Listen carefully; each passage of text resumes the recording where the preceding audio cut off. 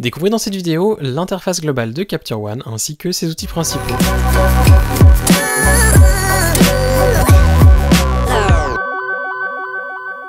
Salut, je m'appelle Quentin Descaillets et vous pouvez retrouver mon travail sur quentindescaillets.com ou sur facebook.com/quentindescaillets.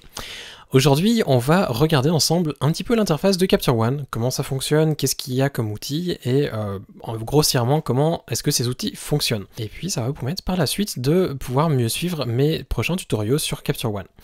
Alors il faut savoir que Capture One c'est un petit peu un équivalent de Camera Raw et de Lightroom, plus ou moins, parce que il y a des choses qui sont peut-être un petit peu mieux dans Lightroom, telles que la gestion via la librairie, mais il y a d'autres choses, même beaucoup de choses qui sont bien plus pratiques dans Capture One et qui nous permettent de gagner du temps au moment de passage dans Photoshop, au moment de la retouche à proprement parler des fichiers. On va donc regarder un petit peu tout ça ensemble dans Capture One 8. Actuellement, l'espace de travail que j'ai est celui qui est par défaut. Donc pour contrôler ça, vous pouvez simplement aller dans Windows, peut-être que vous aurez marqué fenêtre à la place de Windows, si vous êtes chanceux. Et ensuite, sous espace de travail, et cliquez sur par défaut. Par défaut devrait donc vous afficher exactement la même vue que ce que j'ai actuellement à l'écran. On se retrouve avec plus ou moins 4 parties principales. Il y a la première qui est simplement la barre d'outils du sommet avec un certain nombre d'outils. On ne va pas tous les employer, il y a certains qui sont plus ou moins utiles que d'autres. On a la partie de gauche qui regroupe tous nos petits panneaux qui vont en fait avoir les outils de développement de nos fichiers ainsi que la gestion de la bibliothèque. Enfin, c'est un petit peu... Il faut un petit peu oublier le principe des modules de Lightroom et vraiment penser en termes de panneaux dans Capture One et on va pouvoir les bouger, les déplacer, les mettre où on veut en fait. Ensuite, on a la petite barre ici qui est simplement une vue globale des fichiers que l'on a dans notre session. Là actuellement j'en ai qu'un parce que j'affiche uniquement ceux qui ont une étoile, mais si je devais enlever cette petite coche là, on voit qu'effectivement on a tous nos fichiers. Et dans notre dernière partie, la quatrième, on a donc notre image qui est sélectionnée, qui s'affiche en grand.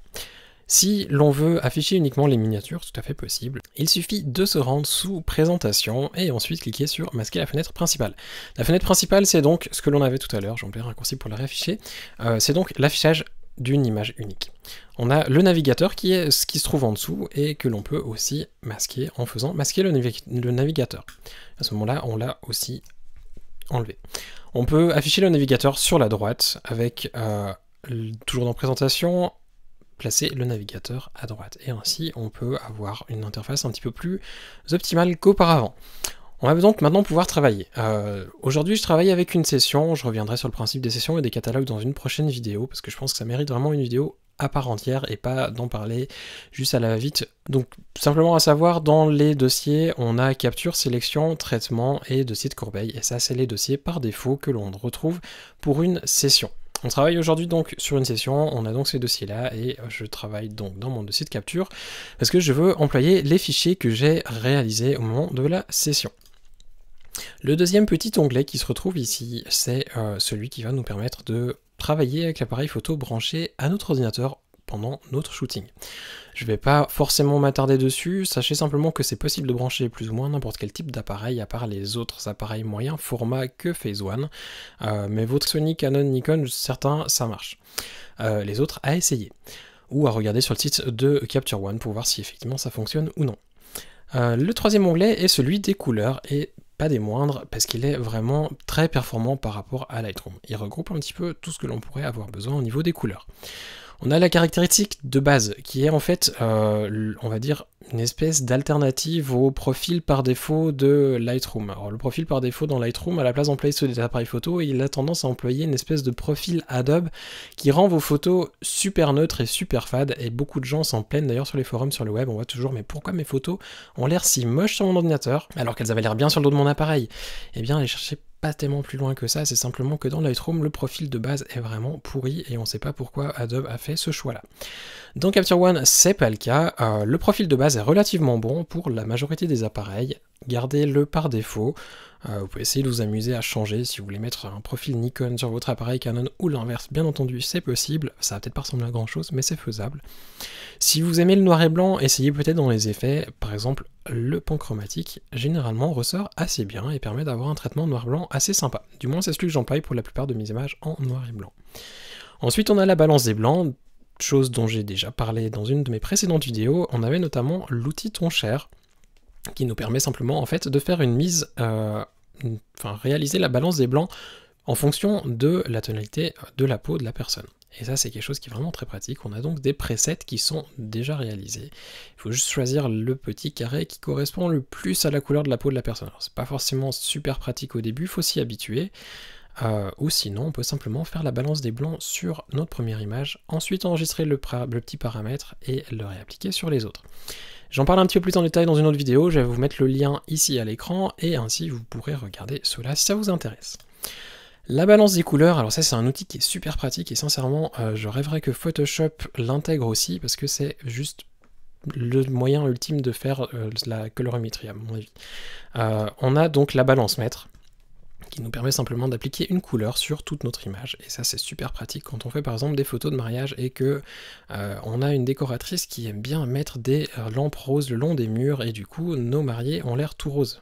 Alors c'est super pratique à corriger parce que du coup on peut simplement mettre la couleur opposée de la couleur qui est castée sur toute notre image, et ça corrige vraiment super bien. On peut aussi l'employer pour faire simplement notre traitement de couleurs, plutôt avec le 3D. Le 3D, donc ça regroupe les ombres, les demi-teintes et les hautes lumières sur un seul petit panneau. On a les ombres, les demi-teintes et les hautes lumières. On peut par exemple mettre, si on veut faire un traitement croisé relativement traditionnel, du jaune un petit peu vert sur les tons clairs et simplement un petit bleu violet électrique dans nos tons foncés. On peut ensuite ajuster en quelque sorte l'opacité ou à quel degré s'est appliquée notre couleur afin de pouvoir gérer quelque chose qui ne soit pas trop moche mais relativement précis. On peut même adapter la luminosité de chacune de nos tonalités, c'est-à-dire par exemple rendre les ombres encore plus profondes, ou alors à l'inverse, essayer de les rendre un petit peu plus grises si on aime le style rétro bizarre. Ensuite on a un petit panneau qui s'appelle noir et blanc. Alors si vous faites du noir et blanc, ça peut s'avérer pratique, mais il y a encore plus pratique si vous faites du noir et blanc, simplement vous rendre, oui, à tous ces petites icônes, faire un clic droit à la fin et ajouter outil onglet ici, et ajouter le noir et blanc qui va vous permettre de faire un traitement noir et blanc juste nickel. Personnellement, je ne l'emploie pas spécialement, mais si vous faites beaucoup de noir et blanc, ça peut avoir son utilité. On a ensuite notre petit éditeur de couleurs. Alors l'éditeur de couleurs, c'est un petit peu l'équivalent, sauf erreur, ça doit s'appeler HSL dans Lightroom, et ça nous permet d'ajuster donc les couleurs par canal. C'est-à-dire qu'on a différents canaux ici, et on va pouvoir ajuster indépendamment les uns des autres. En gros, ça sert réellement si, par exemple, sur cette photo, typiquement, je trouve que les rouges sont un petit peu trop saturés. Si je faisais quelque chose d'un petit peu plus léger, je pourrais très bien les baisser légèrement. Pour les jaunes, les augmenter, je vais les diminuer légèrement aussi, j'aime pas mes peaux trop saturées, et je vais augmenter la luminosité du jaune qui généralement correspond aux teintes claires sur la peau, et donc j'ai envie d'avoir un petit peu plus cet effet tridimensionnel sur mon image. Pour faire un avant-après, pour voir si ce qu'on a fait, ça ressemble plus ou moins à ce qu'on voudrait ou non, on peut simplement appuyer sur Alt ou Option sur notre clavier, et ensuite cliquer sur cette petite flèche qui se trouve au sommet du panneau en question. Et en cliquant dessus, on peut voir notre avant-après. En l'occurrence, on a quelque chose d'un petit peu plus désaturé, et personnellement, j'aime bien. Je vais donc le laisser comme ça pour le moment. Je peux même cliquer, si je le souhaite, sur afficher la gamme de couleurs sélectionnées. Et ce que ça va me permettre de faire, c'est afficher uniquement les couleurs qui seront, enfin les zones qui seront touchées par le canal sur lequel je travaille actuellement. Un autre petit slider qui est assez génial, c'est la douceur, et c'est ce qui va nous permettre en fait d'adoucir les transitions entre nos différents réglages. Si par exemple on a peu de couleurs, on peut laisser une transition relativement dure. Si on en a beaucoup, on peut éventuellement l'adoucir un petit peu, histoire que si on baisse la saturation dans un de nos canaux, pas qu'on se retrouve avec un résultat bizarre parce que la transition serait trop violente. Si par exemple on a beaucoup de rouge et beaucoup de jaune, mais qu'on baisse au maximum la saturation du rouge et qu'on la pousse au maximum sur le jaune, on risque d'avoir quelque chose de très particulier si la douceur n'est pas un petit peu augmentée. Donc ça c'est vraiment en gros tous les outils qu'on a pour la couleur. Mais en plus de ça, on a un petit outil avancé, en plus du basique, qui va nous permettre de sélectionner la couleur que l'on veut ajuster. Si on n'arrive pas trop à savoir laquelle de ces couleurs on veut ajuster, on peut simplement cliquer sur cette pipette et se dire bon finalement le fond il est un petit peu trop jaune, je vais cliquer dessus, et comme ça il va me sélectionner exactement la zone. Et je vais pouvoir baisser la saturation sur cette zone-là. Maintenant, le problème qu'il y a, c'est que ça s'ajuste sur toute l'image. Alors on va voir par la suite qu'il y a un moyen en fait qui nous permettra d'ajuster simplement avec un petit pinceau la zone que l'on souhaite. On a aussi la même chose pour les tons chers, ça va nous permettre en fait de faire exactement la même chose, simplement qu'on va aussi pouvoir les uniformiser. En cliquant sur cette zone-là, je vais pouvoir cliquer sur uniformité et l'augmenter un petit peu pour avoir quelque chose d'un petit peu plus uniforme. Alors c'est peut-être pas flagrant comme ça à premier œil, mais si vous regardez sur les lèvres, on va voir qu'elles deviennent la même couleur que la peau, et elles sont nettement moins roses. Alors de nouveau, ça peut poser un petit peu un souci, parce que c'est peut-être pas ce qu'on veut. Dans le sens où on n'a peut-être pas envie d'avoir des lèvres qui sont la même couleur que la peau, et donc ça peut être malin de l'ajuster avec un pinceau de manière locale. Mais on va voir de nouveau ça dans un des prochains onglets. On a ensuite ce petit onglet qui est celui de l'exposition, avec un histogramme au sommet qui nous indique comment notre image est exposée. On a ensuite nos sliders traditionnels, entre guillemets, dans le sens où on a l'exposition, donc plus ça augmente, moins ça diminue, ça me paraît relativement logique. On a le contraste, je préfère pas trop toucher personnellement parce que je trouve que ça a tendance à pousser un petit peu trop les couleurs, donc je préfère employer une courbe ou à la limite d'autres techniques plus tard dans Photoshop. On a la luminosité qui va être quasiment comme l'exposition, mais qui va toucher beaucoup plus la zone moyenne de notre histogramme. Ça va bouger de manière différente, dans le sens où, avec l'exposition, tout l'histogramme va bouger de gauche et de droite, tandis que la luminosité aura tendance à bouger plus la partie médiane de l'histogramme à gauche ou à droite. Enfin, la saturation, on peut l'augmenter ou la diminuer, ça revient un petit peu à bouger dans l'onglet de couleur, la saturation globale ici. Si je reviens, on a ensuite le High Dynamic Range qui nous permet simplement de récupérer des informations dans les hautes lumières ou dans les ombres. Alors contrairement à Lightroom, on ne peut pas augmenter les hautes lumières ou les ombres, c'est-à-dire on ne peut pas rendre plus clair les hautes lumières ou rendre plus sombres les ombres. Avec cet outil-là, on va devoir employer les niveaux ou les courbes pour ce faire. Si j'augmente mes hautes lumières, ça va simplement en fait récupérer des informations dans les zones les plus exposées. On voit que par exemple sur la manche du pull ou sur la partie centrale de son front, les tons clairs deviennent un petit peu moins clairs. Alors un outil qui est très pratique à utiliser conjointement avec ça, c'est le petit triangle qui se trouve ici, qui nous permet d'afficher quand une zone est surexposée ou sous-exposée. Alors en bleu, c'est les zones qui sont légèrement sous-exposées, et en rouge, mais là actuellement j'en ai pas, les zones qui sont légèrement surexposées. Je vais pousser un petit peu mon exposition jusqu'à quand je commence à avoir du rouge. Quand j'ai du rouge, je sais que ça risque de mal s'imprimer. Donc ce que je vais simplement faire, c'est récupérer un petit peu grâce à mon slider de haute lumière, pour ne plus avoir de zone rouge, et ainsi avoir une image qui soit bien exposée. Il me reste ce petit point là, alors soit je pourrais employer un pinceau plus tard de manière locale et récupérer les hautes lumières uniquement sur cette zone là, soit sinon je peux rediminuer un poil mon exposition. Pour les ombres, la même chose, je peux pousser un petit peu pour récupérer jusqu'à ce qu'il n'y ait plus trop de bleu. Après les cheveux sont censés être noirs, donc je ne vais pas non plus m'amuser à les rendre gris. Ensuite, on a les niveaux. Donc les niveaux, ça marche exactement comme dans Photoshop, il n'y a pas grand chose de nouveau à ce niveau-là. Si vous avez déjà employé Photoshop, sauf erreur, les niveaux n'existent pas dans Lightroom, on est avec les courbes. Donc c'est un petit peu le même principe, vous pouvez faire un petit peu les mêmes choses entre les deux. Les courbes permettent des ajustements de manière un petit peu différente, dans le sens où on va pouvoir ajuster des zones qui sont plus difficilement touchables avec des niveaux, mais le principe est le même. Donc si par exemple on trouve que nos zones foncées ne sont pas assez foncées, on peut très bien imaginer pousser cette partie-là à droite, et ainsi on augmente la profondeur des noirs. On peut faire la même chose avec les tons clairs en les poussant sur la gauche, et ainsi ça augmente un petit peu la luminosité des tons clairs. Si on touche la partie haute, à l'inverse, on va récupérer un petit peu d'informations dans les tons clairs. On peut aussi bouger celui du milieu pour bouger notre contraste vers du plus ou du moins. Et ensuite on peut faire des ajustements de couleurs de la même manière, en bougeant par exemple le rouge à gauche, afin d'avoir un petit peu plus de rouge dans les tons clairs. La courbe, donc pareil, là je vais vraiment pas m'y arrêter, la clarté qui marche bien mieux que dans Lightroom. Alors dans Lightroom, sincèrement, je trouve ça juste ignoble. La clarté, c'est quelque chose qui rend toutes les images dégueulasses. Étonnamment, dans Capture One, ça marche assez bien. C'est peut-être pas encore au niveau de ce que fait Hasselblad avec Focus, mais ça marche quand même déjà pas mal. Un gros avantage déjà par rapport à Lightroom et Camera Raw, c'est qu'on a beaucoup plus de possibilités d'ajustement de la clarté. La clarté, si on l'augmente, on voit que, bon, si on l'augmente au maximum, on est d'accord, c'est aussi moche. Hein. Si on la diminue, pensez-y même pas, on se croirait dans les années 80, juste catastrophique.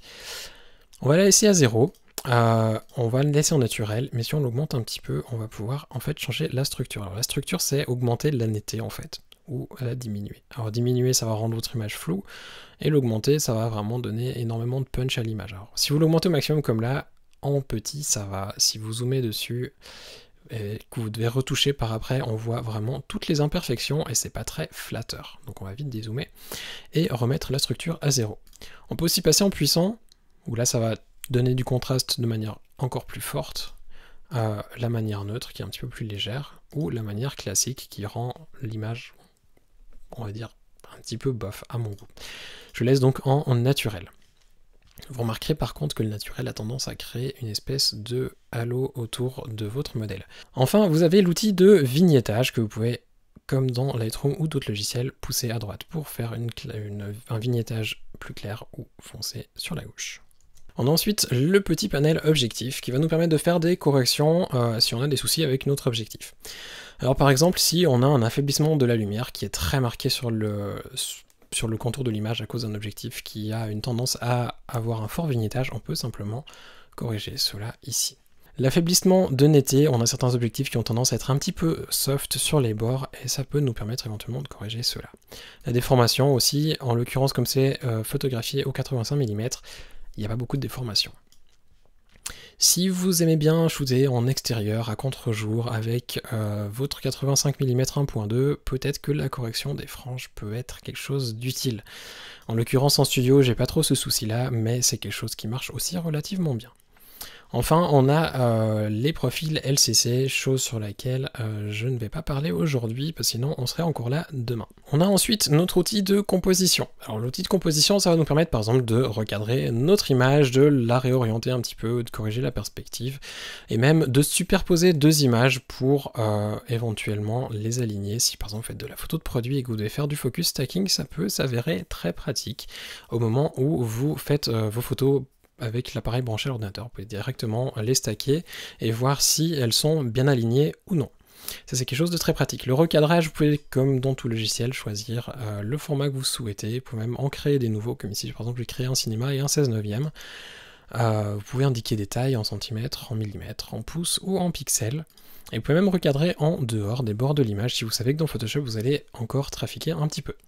Rotation, inversion, si vous voulez retourner la photo dans un sens ou dans un autre, ou alors simplement la réorienter légèrement.